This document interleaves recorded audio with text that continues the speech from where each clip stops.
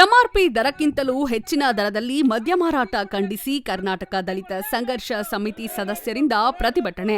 ಗಂಗಾವತಿ ಅಬಕಾರಿ ಇಲಾಖೆ ಮುಂದೆ ಶುಕ್ರವಾರದಂದು ಕರ್ನಾಟಕ ದಲಿತ ಸಂಘರ್ಷ ಸಮಿತಿ ಸದಸ್ಯರಿಂದ ಗಂಗಾವತಿ, ಕನಕಗಿರಿ, ಕರಾಟಗಿ ತಾಲೂಕುಗಳಲ್ಲಿ ಸರ್ಕಾರ ನಿಗದಿಪಡಿಸಿರುವ ಎಂಆರ್ಪಿ ದರಕ್ಕಿಂತಲೂ ಹೆಚ್ಚಿನ ದರದ ಮದ್ಯ ಮಾರಾಟ ಖಂಡಿಸಿ ಕರ್ನಾಟಕ ದಲಿತ ಸಂಘರ್ಷ ಸಮಿತಿಯ ಸದಸ್ಯರು ದಲಿತ ಸಂಘರ್ಷ ಸಮಿತಿಯ ಜಿಲ್ಲಾಧ್ಯಕ್ಷರಾದ ಸಿಕೆ ಮರಿಸ್ವಾಮಿ ಬರಗೂರವರು ಮಾತನಾಡುತ್ತಾ, ಗಂಗಾವತಿ ತಾಲೂಕಿನಲ್ಲಿ ಹಿಂದಿನಿಂದಲೂ ಕೂಡ ಎಂಆರ್ಪಿ ದರಕ್ಕಿಂತಲೂ ಹೆಚ್ಚಿನ ದರದಲ್ಲಿ ಮದ್ಯ ಮಾರಾಟ ಮಾಡುತ್ತಿರುವುದನ್ನು ಖಂಡಿಸಿ ಅನೇಕ ಸಂಘ ಸಂಸ್ಥೆ ಪದಾಧಿಕಾರಿಗಳು ಹೋರಾಟ ಮಾಡುತ್ತಿದ್ರು. ಆದರೂ ಕೂಡ ಇಲ್ಲಿನ ಅಧಿಕಾರಿಗಳು ತಮಗೆ ಮಾಹಿತಿ ಇಲ್ಲದಂತೆ ವರ್ತನೆ ಮಾಡುತ್ತಿದ್ದಾರೆ. ಮದ್ಯ ಮಾರಾಟಗಾರರ ವಿರುದ್ಧ ಸಂಘ ಸಂಸ್ಥೆ ಹಾಗೂ ಪ್ರಜ್ಞಾವಂತ ನಾಗರಿಕರು ಹಾಗೂ ಮದ್ಯಪ್ರಿಯರು ಅನೇಕ ಬಾರಿ ಎಂಆರ್ಪಿ ದರಕ್ಕಿಂತಲೂ ಹೆಚ್ಚಿನ ದರದಲ್ಲಿ ಮದ್ಯ ಮಾರಾಟ ಮಾಡುತ್ತಿರುವವರ ವಿರುದ್ಧ ಕ್ರಮ ಕೈಗೊಳ್ಳಲಿ ಎಂದು ಮನವಿ ಸಲ್ಲಿಸಿದ್ರು.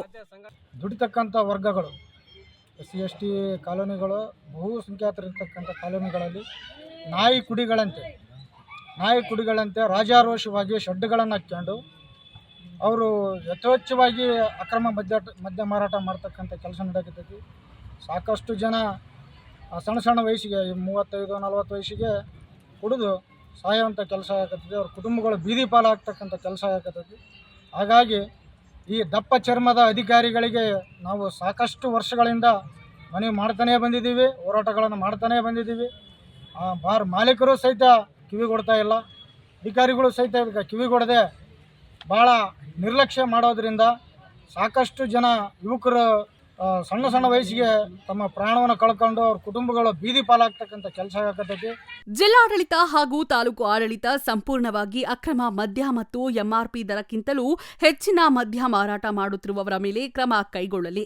ಇಲ್ಲಿನ ಅಬಕಾರಿ ಇಲಾಖೆ ಅಧಿಕಾರಿಗಳು ಅಕ್ರಮ ಮದ್ಯ ಮಾರಾಟ ಮಾಡುವವರ ಒಕ್ಕೂಟದ ಜೊತೆಯಲ್ಲಿ ಕೈಜೋಡಿಸಿದ್ದಾರೆ ಎನ್ನುವಂತಹ ಆರೋಪಗಳು ಕೂಡ ಸಿಕೆ ಮರಿಸ್ವಾಮಿರವರ ಆರೋಪ ವ್ಯಕ್ತಪಡಿಸಿದ್ರು.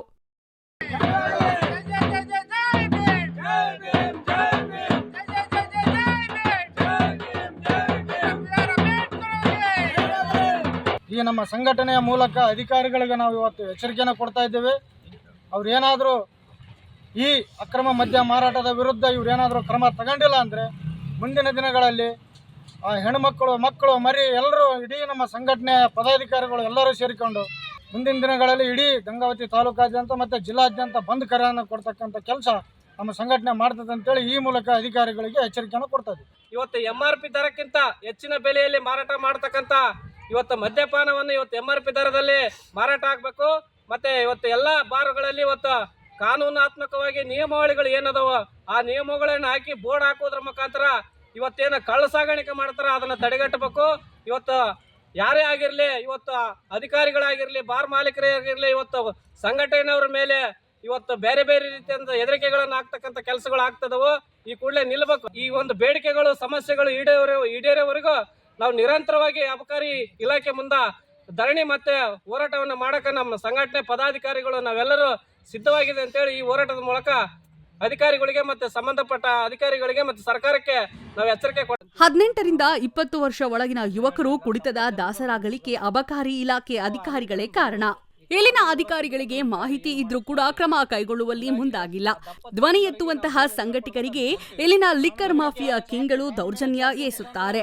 ಜೀವ ಬೆದರಿಕೆ ಹಾಕುವಂತಹ ಘಟನೆಗಳು ಕೂಡ ನಡೆದಿದ್ದು, ಇಲ್ಲಿನ ಮಾಧ್ಯಮದವರ ಮೇಲೆ ಈ ಹಿಂದೆ ಅನೇಕ ಬಾರಿ ದಾಳಿ ಆಗಿರುವಂತಹ ಘಟನೆ ಜರುಗಿದ್ದು, ಇಲ್ಲಿನ ಪೊಲೀಸ್ ಇಲಾಖೆ ಅಧಿಕಾರಿಗಳು ಕಾನೂನು ಸುವ್ಯವಸ್ಥೆ ಕಾಪಾಡುವಲ್ಲಿ ಅರಸರು ಪಡುವಂತಹ ಪರಿಸ್ಥಿತಿ ಅಬಕಾರಿ ಇಲಾಖೆಯ ನಿರ್ಲಕ್ಷ್ಯಕತನ ಕಾರಣವೆಂದು ಆರೋಪ ವ್ಯಕ್ತಪಡಿಸಿದ್ರು.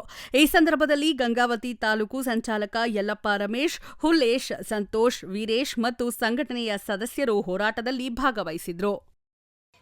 ಎಲ್ಲ ನಮ್ಮ ಕೊಪ್ಪಳ ಜಿಲ್ಲೆಯಲ್ಲಿರ್ತಕ್ಕಂಥ ಎಲ್ಲ ಸಂಘಟನೆ ಕರೆ ಕೊಟ್ಟು ಮತ್ತು ನಮ್ಮ ಪದಾಧಿಕಾರಿಗಳಿಗೆ ಕರೆ ಕೊಟ್ಟು ನಮ್ಮ ರಾಜ್ಯದಲ್ಲಿ ಇರತಕ್ಕಂಥ ಎಲ್ಲ ನಮ್ಮ ರಾಜ್ಯಾಧ್ಯಕ್ಷರು ಮತ್ತು ರಾಜ್ಯ ಸಂಘಟನಾ ಸಂಚಾಲಕರು ಮತ್ತು ರಾಜ್ಯ ಸಮಿತಿ ಸದಸ್ಯರು ನಮ್ಮ ಪದಾಧಿಕಾರಿಗಳಿಗೆ ಎಲ್ಲರಿಗೂ ಕರೆ ಕೊಟ್ಟು ಒಂದು ಪೂರ್ವ ಸಭೆ ಕರೆದು ಮುಂದಿನ ದಿನಮಾನಗಳಲ್ಲಿ ನಮ್ಮ ಬೇಡಿಕೆ ಮತ್ತು ಸಮಸ್ಯೆಗೆ ಏನಾದರೂ ಸ್ಪಂದನೆ ಕೊಟ್ಟಿಲ್ಲಪ್ಪ ಅಂದರೆ ಗಂಗಾವತಿ ಬಂದ್ ಕರೆ ಕೊಡೋದಕ್ಕೆ ನಾವು ಎಸಲ್ಲ. ಆಮೇಲೆ ಈ ಕೊಪ್ಪಳ ಬಂದ ಕರೆಗೆ ನಾವೆಲ್ಲ ಕುಟುಂಬದ ಪೂರ್ವ ಸಿದ್ಧತೆ ಮಾಡಿ ಕೊಪ್ಪಳ ಬಂದ ಕರೆಗೆ ನಾವು ಸಿದ್ಧರಾಗ್ತೀವಿ ಅಂತೇಳಿ ಈ ಮೂಲಕ ತಿಳಿಪಡಿಸ್ತೇವೆ. ಜೀವನಕ್ಕೆ ಅವಕಾಶ ಮಾಡಿಕೊಡ್ಲೇಬೇಕು, ಜನರ ನೆಮ್ಮದಿಯ ಜೀವನಕ್ಕೆ ಅವಕಾಶ ಮಾಡಿಕೊಡ್ಲೇಬೇಕು, ಬಾರ್ ಮಾಲೀಕರ ಮೇಲೆ ಕ್ರಮ ಕೈಗೊಳ್ಳಲೇಬೇಕು. ಕೊಡಲೇಬೇಕು.